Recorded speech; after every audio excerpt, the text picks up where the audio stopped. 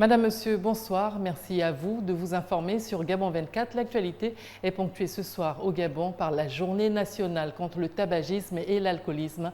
Elle est marquée à Libreville par la campagne menée par l'ONG Agir pour le Gabon. Au niveau national, le pays a décidé d'interdire de fumer dans les lieux publics. Les snacks et boîtes de nuit ont emboîté le pas justement. Aux États-Unis, à 2 jours de l'élection, la campagne qui est dans sa dernière ligne droite devient plus soutenue. Le candidat républicain à la Maison-Blanche, Donald Trump, a été évacué de la scène par les services de sécurité lors d'un meeting à Reno samedi avant de réapparaître quelques minutes plus tard. Nous le verrons dans un instant. Voilà pour le sommaire. À l'occasion de la Journée nationale contre le tabagisme et l'alcoolisme, une campagne de sensibilisation a été menée ce dimanche dans le 1er arrondissement de Libreville. Cette sensibilisation vise à lutter contre ce fléau qui serait peut-être l'une des plus grandes causes de décès en Afrique et au Gabon. Mirandangé et Jospin Bomadianga. Selon l'Organisation mondiale de la santé, le tabac serait la principale cause de décès d'ici à 2020, avec plus de 10 millions de victimes par an. Au Gabon, depuis le 21 août dernier, la loi anti-tabac interdit de fumer dans les lieux publics et ceux ouverts au public. À l'occasion de la Journée nationale anti-tabac, les spécialistes de cette lutte apprécient cette décision qui vient réconforter une lutte engagée il y a près de 20 ans. Nous avons l'obligation en tant qu'acteurs de santé publique de sensibiliser les populations sur le contenu de cette loi qui protège les populations en général et les jeunes en particulier sur les dérives liées à la consommation de cigarettes. Au Gabon, cette réglementation interdit de fumer dans les lieux publics dans le but de protéger les non-fumeurs des méfaits de la fumée du tabac. On a forcément un frère au quartier qui a été victime de la cigarette, des drogues ou encore de l'alcool, donc ça me touche personnellement. Je découvre et j'apprécie vraiment l'initiative et c'est bien surtout pour nous les jeunes. Nous faisons de l'aide, de l'accompagnement, le sévrage tabagique par le biais de la psychothérapie. Parce que l'un des combats que nous menons, c'est de sensibiliser les pouvoirs publics, qu'on puisse avoir des centres de désintoxication pour aider les toxicomanes à s'arrêter de se droguer. Le Gabon a emboîté le pas juste après la mise en vigueur de cette même loi au Sénégal. Cette phase d'application intervient quelques mois après la promulgation de cette loi. La Journée nationale de la lutte anti-tabac existe dans le pays depuis 19 ans. Nous recevons sur ce plateau Andy Tungui, journaliste à Gabon 24, pour nous apporter un complément d'information sur la loi interdisant de fumer dans les lieux publics au Gabon. Andy, bonsoir. Bonsoir. Nous allons d'abord aller sur cet élément que vous avez réalisé pour en savoir un peu plus. Sur ce tableau électronique dans un snack bar à Libreville, no smoking. Ici, la mesure gouvernementale fixant l'interdiction de fumer en lieu public est effective. Depuis que le gouvernement a décidé qu'on arrête de fumer, nous on n'a plus ça en compte. Donc ici au Saint-Tropez, on ne fume plus. Soit nuit et jour, il n'y a plus la cigarette ici. La fumée du tabac a un effet nuisible sur la santé du corps. Pour ce videur de boîte de nuit, force revient au respect des orientations gouvernementales. On a mis certaines personnes pour surveiller ce genre de personnes en fait. Donc c'est-à-dire la fumée ne se cache pas, il suffit de tirer une coupe et puis ça sort. Et puis on a quelques groupes de personnes qui s'occupent de ça dans la société. À tous ceux qui ont des snacks de faire comme nous, essayez de respecter la loi gabonaise. Outre l'interdiction aux mineurs d'accéder aux boîtes de nuit, cette mesure est bel et bien appliquée. Andy Tungui, vous avez fait ce reportage, mais revenons un peu sur le décret qui accompagne cette mesure. Alors, le décret a été adopté en Conseil des ministres en sa séance du 11 avril 2016. En effet, au cours de ce Conseil, une série de décrets relatifs à la réglementation du tabac en République gabonaise avait été pris. Que précise cette loi? Alors, cette loi précise éventuellement de ne pas fumer dans les lieux, dans les lieux publics, c'est-à-dire les lieux de travail, mais aussi tout espace accueillant du public. Vous avez l'impression que cette loi est suivie ou pas? Oui, effectivement, parce qu'en réalisant ce reportage, nous sommes allés comme montrait ce reportage, nous sommes allés dans des snack bars et nous avons regardé, effectivement, cette loi est observée et certains videurs nous disaient qu'il y avait certains indélicats qui voulaient passer outre cette loi, mais tout de suite sont pris au piège par les videurs, je veux dire. Qu'est-ce que vous pouvez ajouter sur le sujet?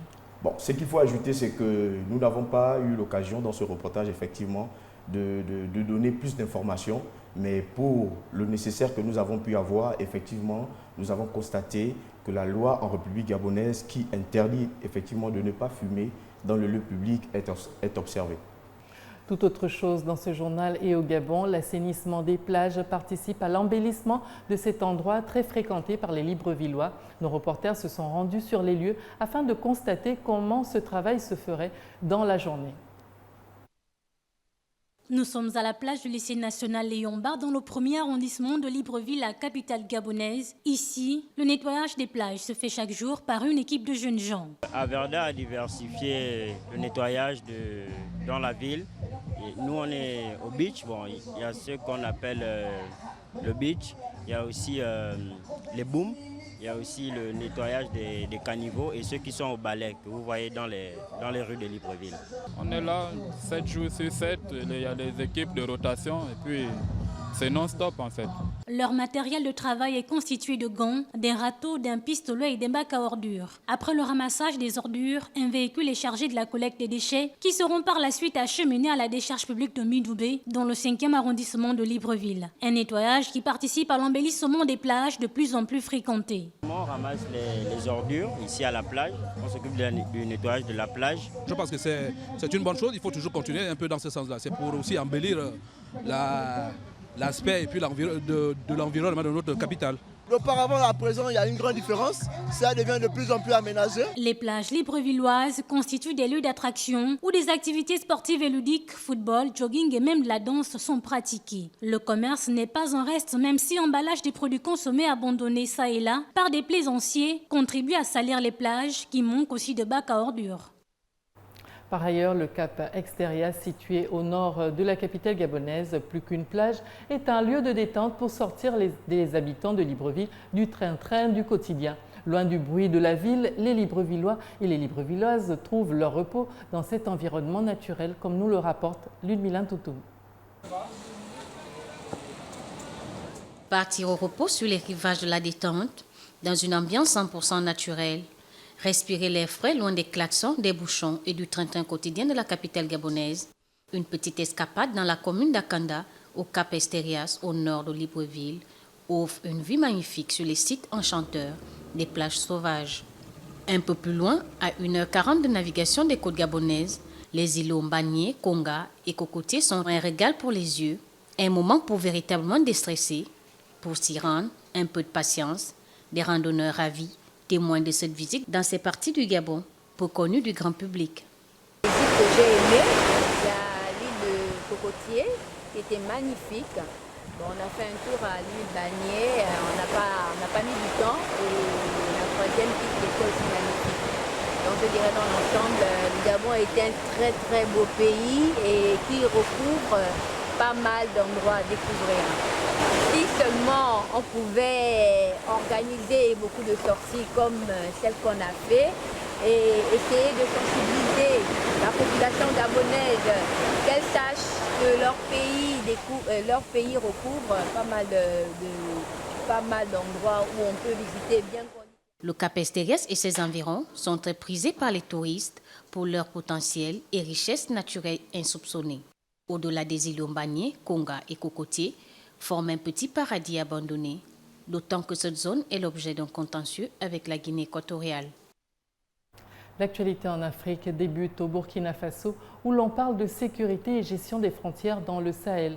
La question était au cœur des échanges entre le président burkinabé Roch Marc Christian Kaboré, le représentant spécial de l'Union européenne pour le Sahel et le patron de la MINUSMA. Confrontés à de nombreuses attaques et à des problèmes d'insécurité à l'intérieur du pays, les autorités burkinabées souhaitent le redéploiement de leurs contingents au Mali vers la frontière entre les deux pays afin de faire face aux différentes menaces. Le récit dans ce reportage. Le Burkina Faso multiplie les actions pour la sécurisation de ses frontières. Le pays est confronté à de nombreuses attaques et souhaite un redéploiement de son bataillon présent à Diabati au Mali vers sa frontière pour constituer un rideau supplémentaire de protection, selon Alpha Bari, le chef de la diplomatie burkinabé. D'avril 2015 au mois d'octobre 2016, nous avons subi une vingtaine d'attaques, y compris 2 enlèvements de ressortissants étrangers. C'est trop, c'est une situation intenable pour nous. Nous ne pouvons pas continuer à avoir nos troupes à l'extérieur pendant que nous avons besoin en interne, explique-t-il. Une demande acceptée par la mission des Nations pour le Mali. Dans le cadre d'une vision de la paix et de la sécurité sous-régionale, Mahamad Sahel, le patron de la MINUSMA, assure que des réaménagements vont être opérés pour être plus opérationnels et plus efficaces. Et puis, dès le mois de juillet 2017, les soldats burkinabés quitteront le Darfour pour renforcer les troupes déjà présentes à la frontière du nord du pays. Près de 200 parents, élèves et membres du personnel des écoles primaires de Bridge International Academy ont protesté samedi contre la décision de fermeture par un tribunal ougandais du réseau américain d'écoles privées low cost installé en Ouganda. Un tribunal ougandais a ordonné vendredi la fermeture d'un réseau américain d'une soixantaine d'écoles privées financées par le cofondateur de Microsoft, Bill Gates, et le fondateur de Facebook. La Haute Cour de Kampala a estimé que les 63 écoles primaires de Bridge International Academic ne disposaient pas d'autorisation valable. Les familles ont protesté contre cette ordre de fermeture. Nous sommes ici ensemble en tant que parents. Nous n'allons pas permettre la fermeture de Bridge. Nous nous battrons bec et ongles pour que Bridge reste ici pour toujours. Bridge doit rester. Bridge has to stay. Bridge International Academies and their parents are very disappointed. Bridge International Academies et les parents sont très déçus de la décision du tribunal et nous allons faire appel de la décision en cours d'appel. Et nous attendons notre président et notre honorable ministre de venir dans nos écoles pour voir ce qui s'y passe afin qu'ils nous soutiennent dans l'amélioration de l'avenir de nos enfants en Ouganda. Improvement of the future of the children of Uganda. Ce jugement est un coup dur pour la société privée américaine qui dit accueillir 12 000 élèves ougandais. Ce réseau est considérablement développé depuis son lancement en 2008 en proposant un enseignement à moindre coût et axé sur la technologie des pays en développement en Afrique et en Asie. Dans le monde, l'actualité est surtout marquée par la présidentielle américaine où le candidat républicain à la Maison-Blanche, Donald Trump, a été évacué de la scène par les services de sécurité lors d'un meeting à Reno samedi avant de réapparaître quelques minutes plus tard. Les détails avec Gladys Maganga. Le candidat républicain à la Maison-Blanche, Donald Trump, a été évacué de la scène par les services de sécurité lors d'un meeting à Reno samedi avant de réapparaître quelques minutes plus tard. Mis à l'abri par 2 hommes après un incident dont la nature précise n'était pas connue immédiatement, Donald Trump est revenu sous des acclamations de la foule déclarant « Personne n'a dit que ce serait facile pour nous. Je veux remercier les services secrets ». Citant des sources policières, un journaliste de CNN présent sur les lieux a déclaré qu'un suspect avait été interpellé. Il a évoqué des informations selon lesquelles un homme armé avait été signalé dans la foule. CNN a montré des images d'un homme emmené par des responsables de la sécurité. Dans un communiqué diffusé peu après l'incident, le magnat de l'immobilier a remercié les services secrets, les forces de l'ordre de Reno et l'État du Nevada pour leur réponse rapide et professionnelle. Le candidat républicain, qui affrontera la démocrate Hillary Clinton lors des élections présidentielles ce mardi, a également remercié les milliers de personnes présentes pour leur soutien incroyable. Par ailleurs, on parle des accusations d'agression sexuelle contre Donald Trump. La campagne présidentielle américaine 2016 a tout connu, de la xénophobie à la misogynie jusqu'aux théories du complot et peut-être les 2 candidats les plus impopulaires de l'ère moderne. Un dernier face-à-face cinglant pour clore une campagne où les attaques auront été omniprésentes. Le milliardaire Donald Trump a multiplié les petites phrases contre les Mexicains, les musulmans, les membres de son parti et surtout contre Hillary Clinton. Ancienne première dame, sénatrice de New York, puis secrétaire d'État, la candidate démocrate a connu plusieurs carrières en politique et presque autant de scandales. Ses liens avec Wall Street, l'utilisation d'une messagerie privée alors qu'elle travaillait au département d'État, la mort d'un ambassadeur américain tué en Libye en 2012, des affaires qui la poursuivent depuis plusieurs années. Elle est la candidate que les Américains aiment détester. Donald Trump la surnomme Hillary la crapule et menace de l'envoyer en prison s'il remporte l'élection. Trump, lui, s'est attiré les critiques en refusant de publier ses déclarations de revenus, contrairement à la tradition de l'élection présidentielle américaine.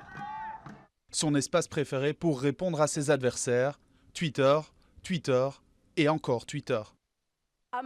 Un homme que l'on peut tourmenter avec un tweet n'est pas un homme à qui on peut faire confiance pour l'arme nucléaire. Plus de 150 dirigeants républicains ne soutiennent pas Donald Trump et même ceux qui l'ont défendu ont changé d'avis depuis la diffusion d'une archive vidéo révélant des propos dégradants de Trump à propos des femmes. Le candidat s'est excusé, puis a contre-attaqué en invitant des femmes accusant Bill Clinton de comportements sexuels déplacés, avant de minimiser ses propres déclarations. C'était une discussion de vestiaire, je n'en suis pas fier. Je m'excuse auprès de ma famille, auprès du peuple américain. Pendant qu'Hillary Clinton recevait le soutien de nombreuses célébrités américaines, Donald Trump, lui, s'entourait de sa famille pour combler son retard dans les sondages. Il est différent de tous les candidats que nous avons connus pour une élection présidentielle. C'est le culte de la personnalité, de la célébrité. Et c'est difficile de penser à une autre personne qui résume ça mieux que Trump. L'une des campagnes les plus controversées se termine, mais le 8 novembre, une nouvelle polémique pourrait surgir. Alors que les électeurs se rendent aux urnes, Donald Trump n'a cessé de répéter que les élections étaient truquées. Et il a refusé de dire s'il respecterait une victoire d'Hillary Clinton. Lorsque les dirigeants chypriotes, turcs et grecs se réuniront lundi pour des pourparlers décisifs visant à mettre fin à 42 ans de division sur l'île méditerranéenne, la ville de Morphou sera au cœur des négociations. Reportage. Pleine de souvenirs, cette maison est celle de la famille Kandoulou depuis plus de 40 ans. Mais avant, elle appartenait à des Chypriotes grecs qui ont fui vers le sud de l'île lors de l'invasion turque en 1974. La famille Kandoulou s'est vue donner cette terre au milieu des orangers par les autorités chypriotes turques et elle ne s'imagine pas la quitter. Ce n'est pas simple. Peut-être que c'est très difficile pour les Chypriotes grecs, mais la meilleure façon de régler cela, c'est avec des compensations. Je sais qu'ils ont des propriétés, ils ne devraient pas perdre de l'argent. Mais nous avons aussi des propriétés au sud. Ce ne sont pas seulement eux qui ont perdu leur maison, ce n'est pas comme ça.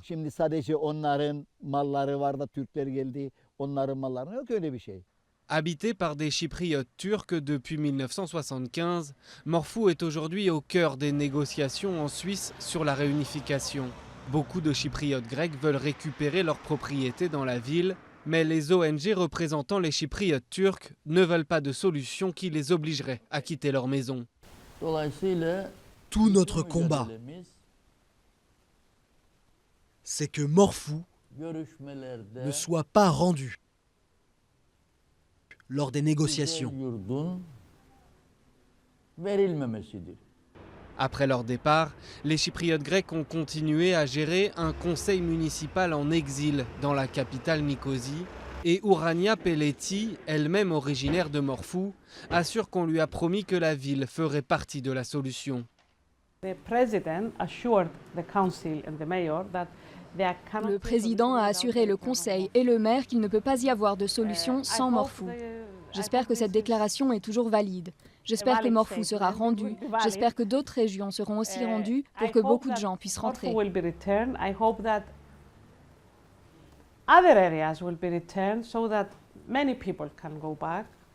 Des deux côtés, Morphou est devenu une ligne rouge dans les négociations, faisant craindre que cette petite ville agricole devienne un obstacle central à la réunification de l'île, attendue depuis plus de 40 ans. L'UNESCO, la région de Sapa, au Vietnam, est en plein boom touristique avec des retombées positives pour l'économie locale, mais également des conséquences lourdes pour certains habitants. Suivons ce reportage. On surnomme les Alpes tonkinoises. Ces montagnes autour de la petite ville de Sapa, dans le nord du Vietnam, sont réputées pour leurs rizières en terrasse. La région connaît un boom touristique depuis l'ouverture d'une autoroute il y a 18 mois qui la relie à Hanoï, la capitale. Aujourd'hui, Sapa attire 700 000 touristes par an.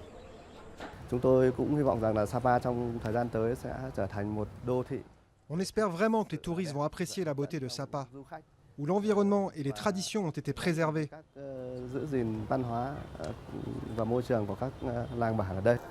Préservés jusqu'à un certain point. La construction de l'un des plus longs téléphériques du monde en début d'année a par exemple déjà transformé ce paysage idyllique. Pour 30 $, les visiteurs peuvent grimper en 20 minutes au sommet du mont Fansipan, ce qui gâche un peu le plaisir des randonneurs. Pour nous, c'est pratique, mais on est des touristes. Si je vivais ici et que j'y avais grandi, je n'apprécierais pas. Pour moi, c'est un peu décevant. Mais pour d'autres, je pense que c'est mieux parce que c'est plus sûr. La construction d'hôtels et l'arrivée massive de touristes a également changé la vie des tribus locales. Ces montagnards gagnent aujourd'hui plus d'argent en vendant de l'artisanat ou comme guide, mais savent que tout a un prix. Ils n'apprécient pas vraiment l'artisanat et ils ne respectent plus vraiment la culture traditionnelle. Ça, à l'avenir, ça va beaucoup changer. Certains hôtels ont une démarche durable. Celui-ci a utilisé des matériaux locaux pour la construction et fait travailler des villageois. Une approche à contre-courant toutefois. Pour l'instant, les investissements à Sapa sont faits en pensant à court terme pour faire naître une industrie de tourisme de masse. Et on sait que pour les destinations nature comme ici, avec un environnement préservé, cette approche n'est pas très bonne. Entre croissance économique et préservation d'un site unique, l'équilibre reste à trouver à Sapa. L'année dernière, le tourisme a rapporté 50 millions de $ à la ville, un chiffre qui devrait continuer d'augmenter. Le rappel des titres avant de nous quitter, nous avons eu dans ce journal, Madame, Monsieur, la journée nationale contre le tabagisme et l'alcoolisme. Nous l'avons vu, elle a été marquée à Libreville par la campagne menée par l'ONG Agir pour le Gabon. Au niveau national, le pays a décidé d'interdire de fumer dans les lieux publics, les snack-bars et autres boîtes de nuit. Aux États-Unis, à 2 jours de l'élection, la campagne qui est dans sa dernière ligne droite devient plus soutenue. Le candidat républicain à la Maison-Blanche, Donald Trump, a été évacué de la scène par les services de sécurité lors d'un meeting à Reno. Voilà, Madame, Monsieur, nous venons là de vous livrer l'essentiel de l'actualité. Merci à vous de rester sur Gabon 24. L'actualité est en continu.